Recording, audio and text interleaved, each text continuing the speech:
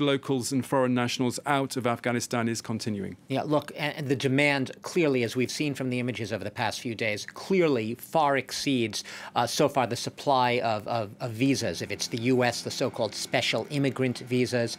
In the case of France, those who've either worked with diplomats or those who've worked with the army. I mean, we're talking thousands and thousands of people now. And when we talk about the ones in Kabul, they're supposedly the lucky ones because they're at least in Kabul and perhaps have a remote chance of trying to get to the airport, trying to navigate that very, that gauntlet to get to the airport, a gauntlet of Taliban security checkpoints. Those outside Kabul really have just about no way at this point of getting to the airport. And, you know, the U.S. right now, U.S. troops are effectively the ones who are in command of the security around the airport, whereas we saw them briefly close the airport down a couple of days ago when things sort of spiraled out of control. They had lost control of the security situation there. So U.S. is calling the shots. And right now, the U.S. basically is acknowledging the question was actually given to one of the U.S. commanders, generals, asking, you know, is there any capability right now to go outside of Kabul to try to bring desperate people in?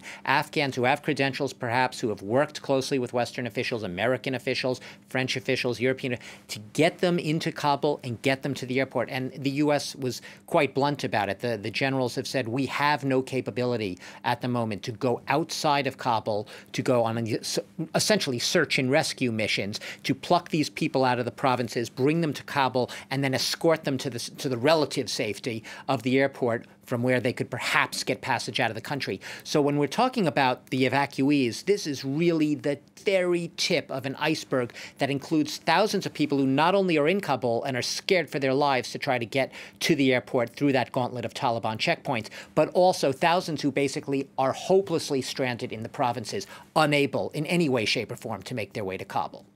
Doug, on this Afghan Independence Day, there is still a disconnect between what the Taliban is saying and what it's doing. I mean, it's night and day. It's not even a disconnect. The Taliban, you take them at their word, they're telling people actually come back from the airport. They're telling people to come home. You know, there have been people killed at the airport, either in shots fired, stampedes in recent days. I think it's about a dozen or so now. Perhaps you know the numbers better than I do.